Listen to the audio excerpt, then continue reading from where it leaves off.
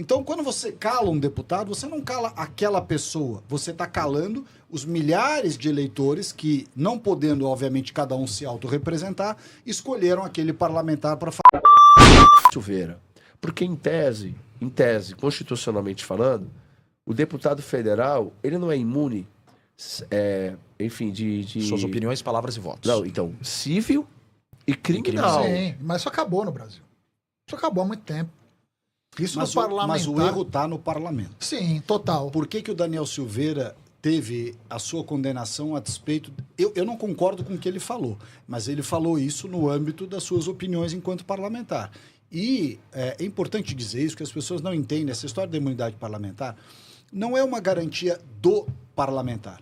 É uma garantia do eleitor. Do povo. Do povo. Porque quando o povo elege um parlamentar para falar por ele, povo, ele precisa ter a tranquilidade de que este parlamentar falará.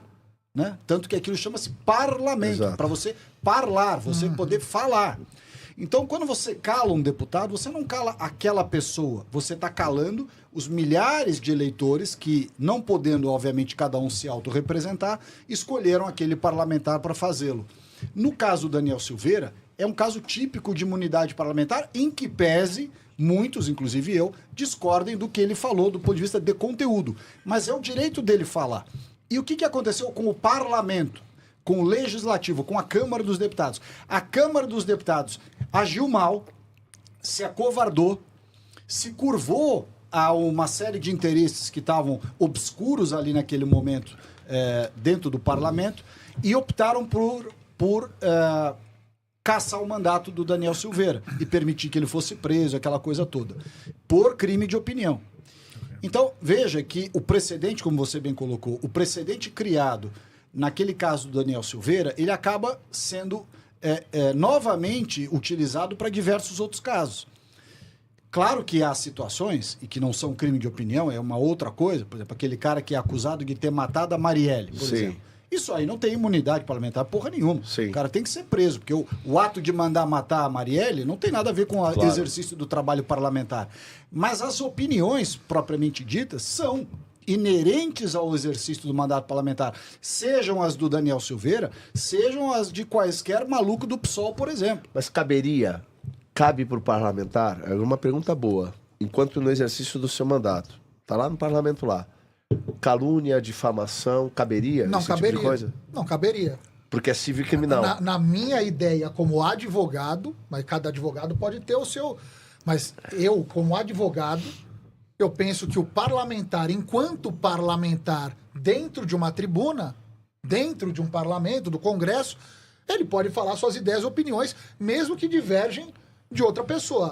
É porque ele representa seus eleitores, sim, entendeu? E esse é um problema que a gente tem no Brasil, porque acaba sendo uma censura. E nessa época que você fala do Daniel Silveira, eu acho que ali foi o estopim. E teve um monte de sabor direita que votou a favor da prisão do Daniel Silveira, né? Foi, Um monte, lógico. Tem vários aí importantes, inclusive. Mas o problema maior não foi só isso, Star. O problema para mim, onde tudo desmoronou, e concordo com o Salles sobre a Constituição de 88, o nosso Código Penal tem mistura da Espanha, da Alemanha, mistura de tudo que é lugar, é um Frankenstein que a gente tem no Brasil, nosso Código Penal.